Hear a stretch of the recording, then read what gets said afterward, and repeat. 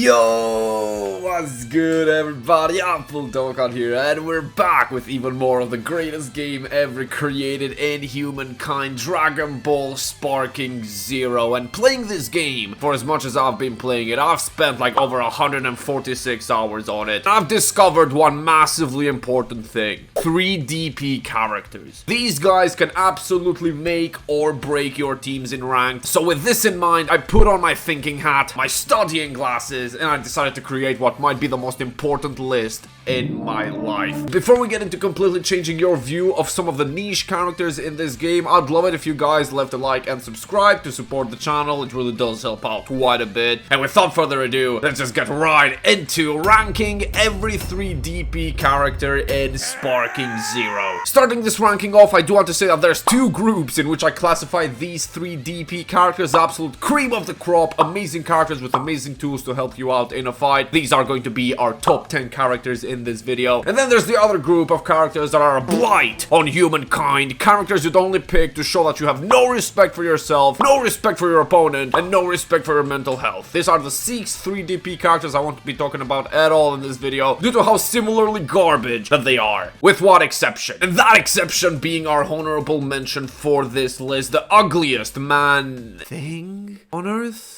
Babidi! Yes, contrary to popular belief, this creature that looks like my ballsack after I came across a Kishimoto double spread is actually good in this game. Sort of. His 2 utility abilities are actually usable, unlike anyone else that is below him. Starting off with his Demon Eye, cool name for a paralyze I guess, and going into his Wizard Barrier, which is basically just Explosive Wave. This guy gives you 2 very good options in battle of getting your enemy stuck, or just getting out of a combo yourself. Not only all this, but this, Demon has an unblockable ultimate, which is very hard to dodge unless you've got the reflexes of like Prime Muhammad Ali injected deep in your DNA. And you're probably listening to all this thinking, damn, this guy's only a honorable mention? He's actually got the same bullshit high tier characters have. And you'd be right. But you know what high tier characters have that this guy doesn't? They actually do damage. And oh, they have more than 2 bars of HP to their name. Like, man, you get hit by one single ability from an actual competent character and you'll be trying to hide and switch out instead of actually using this guy's abilities. But enough about shriveled, unhealthy looking ball sacks. Yeah, I'm still stuck on that, by the way. What was Toriyama thinking with this design, bro? We now move on to the actual top 10, with our number 10th spot being held by none other than the best villain in Dragon Ball, Cell. Wait, what the f? Why is Cell? Oh, Cell Jr. Coming in at 2 foot 3 inches. I don't know his actual height. The Cell Juniors are actually some very competent 3DP characters with some very nice utility and some very solid damage. The main thing I want to talk about them is how, just like their father, they love stealing abilities, bro. Like, come on, man. At least try to be subtle about it. Special Beam Cannon. You are not Piccolo, bro. You don't even have the color right. Super Kamehameha. For a special Turtle School exclusive move, this beam has been run down to the ground like a Explosive Wave. They never did this in the anime. And Solar Flare, which in all seriousness, paired up with their Explosive Wave, does give these guys a lot of variety and strategy on how you want to approach a fight. But that is literally Tien's move, bro. An Innocence Rush. They haven't really stolen this from anyone. I'm just mad at the name. Like, how are these guys innocent? I'm gonna be real with you guys. If Babidi had the same HP that these guys had, he would have been here instead of them. But hey, you know how it is. We move. But now, boys, y'all gotta be careful in this number 9 spot. I'ma just say that, because coming in strong inside of this number 9 spot is going to be Mr. Steal Your Girlfriend, made Bulma blush in Namek, most handsome character in the series, arguably, Zarbon. And this man is not only bringing his looks into the game, but his amazing kit as well, because oh my god. Starting out with Wild Sense, a very easy to grasp ability. You pop it, it's forever in the background until your enemy hits you with a punch or a rush attack, which makes you dodge behind them and immediately kick them to the air. Pair that up with the fact that he has full power, no, not his ugly ass transformation, an instant spark ability which gives access to his ult immediately. Yeah, we do have a defensive combo plus instant spark character at the number 9 spot. This list is gonna be insane, bro. For just a 3DP character, Zarbon is actually actually giving you some good sustain and a potential damage option in your squad. Pretty good stuff, unless you actually transform with him. Just don't transform with him. But enough with Mr. Steal Yo Girl. Let's move on to Mr. Got My Girl Stolen, because hanging around our number 8 spot is going to be the Alpha, the Omega, and everything in between. Yamcha. I don't know if the devs of these DB games actually watch the show, but they always seem to forget that Yamcha got one-tapped by a Cyberman. Because how is this man actually good, literally in every single game? Starting off with a beautiful ability of power up to the very limit, giving him immediate access to his Spirit Ball. Also his after image ability, making it so he appears behind his enemy the moment they try hitting you with anything in their arsenal, making this guy basically the same as Zarbon. But unlike Zarbon, he does have a couple of things that are better than Zarbon. His Kamehameha being a chargeable ability basically means that you can like kind of throw off your opponents with this. And also, remember how Zarbon has Wild Sense? Look at this. Alright, there we go.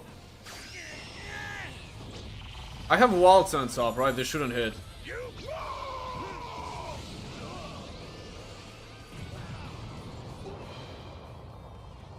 What? What?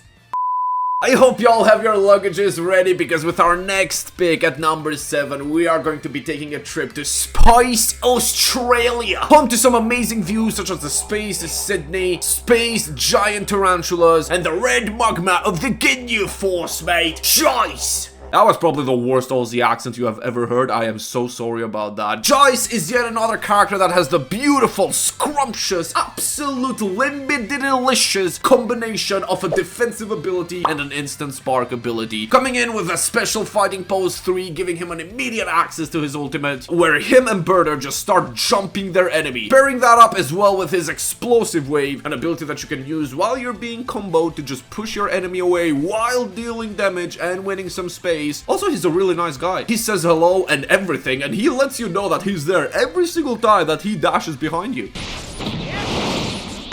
Making Joyce truly worthy of being a 3DP Ginyu Force character. And oh boy, do I got more of them for you. Because you can't talk about Joyce without mentioning his amazingly blue partner in crime, blitzing into our number 6 spot, Beta! The fastest in the universe, allegedly. The devs really took that statement to heart though, with how goddamn fast this guy's strings actually are. This blueberry cosplayer literally throws 75,000 punches and kicks in like 2 seconds. And it's always so satisfying to watch. It throws your opponents off very, very hard. But his light speed punches aren't the only thing that make this guy so good in this game. Yet another defensive ability plus instant sparking ability character. Bertha is able to use after image, which as you know by now is able to dodge literally everything your enemy throws at you once when this ability is up. His special fighting pose 2 gives him access to the same exact ultimate that Joyce has. You know, because they're a duo and everything. Name a better duo than this one. Actually, you could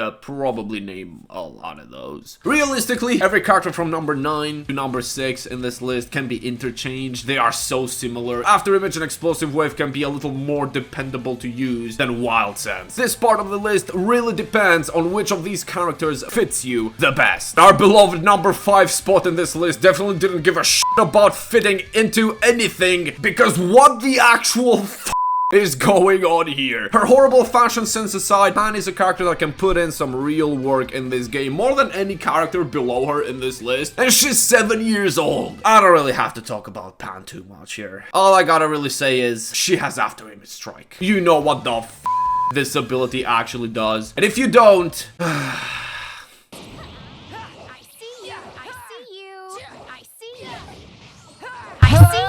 yeah, I never really thought a single ability would make a character that has almost nothing else that's really special be a top 5 character in anything, but here we are. She does have Saiyan Spirit though, just in case you decide your opponent is garbage enough that you want to beat them faster with a stat boost, being a disrespectful in the process. And since we are on the topic of disrespectful there is no other character more disrespectful than my boy, the MC of the show, Goku. Specifically his kid version for this ranking. Oh, my bad, his teen version. Continuing the prophecy of Son family characters being absolutely broken in everything they do, Goku is blessed, again, by that one ability. You guessed it, After Image Strike. I feel my soul slowly dying every single time those two words come out of my mouth, man. Just like Pan, Goku has a chargeable beam super attack, a rush super attack move with his rock, paper, scissors, and a rush ultimate with his giant ape fisting attack. What?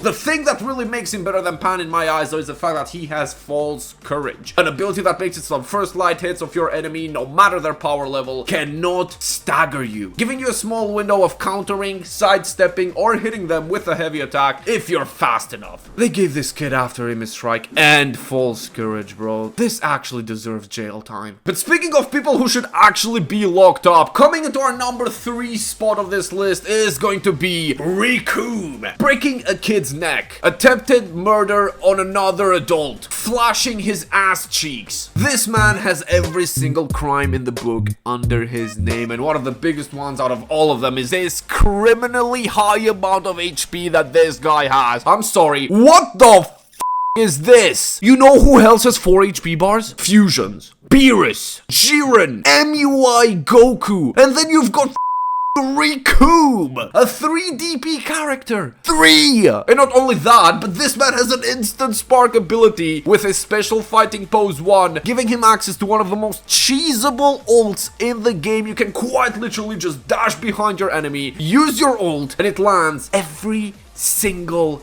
time. And if you think that's enough, then oh boy, you're wrong. Someone in the dev team must really love monster can shaped heads with a bit of ginger on top, because how does this man have False Courage? It must be a visual glitch or something, man. Please say it ain't so. But talking about visual glitches, we are going to be talking about a character that rocked the worst haircut in the series for a whole arc. Kid Gohan. I don't know how this man Gohan didn't immediately unlock his Super Saiyan form the moment Chi-Chi was done with his hair. And this is what that looked like. But thank God his actual kit in the game doesn't resemble this abomination of a haircut, because this guy truly deserves a second spot in this list. Starting out with a super unyielding spirit ability, immediately being able to gain access to his ult, Wild Rush Blaster, which as its name suggests, wildly rushes you and blasts you. Pretty self-explanatory stuff. When you look at his normal super attacks, there's nothing that really much going on with Gohan. They're 3 key on both of them are blasts. But the beating that this lad took on Namek must have given him some insane case of PTSD, because he actually learned how to You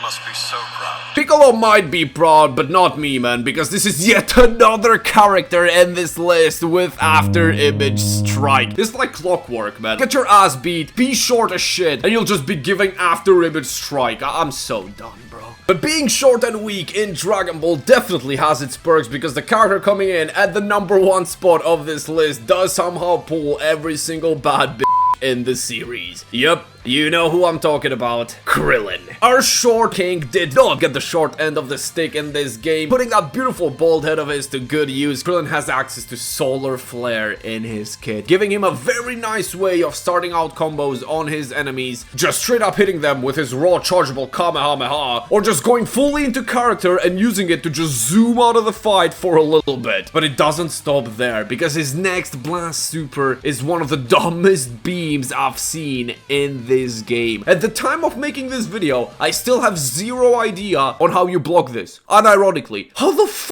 do you block this? And if one annoying ass beam super wasn't enough, his Destructo Disc ultimate is quite literally unblockable. And unless you suddenly have the reflexes of an F1 driver, then you're almost always gonna get hit by this in close range. But if you really thought that that was it, you couldn't be more wrong, because this little man has something even bigger inside of him. Pause. Inside of his kit. I'm gonna give you guys 5 seconds to guess what the ability is.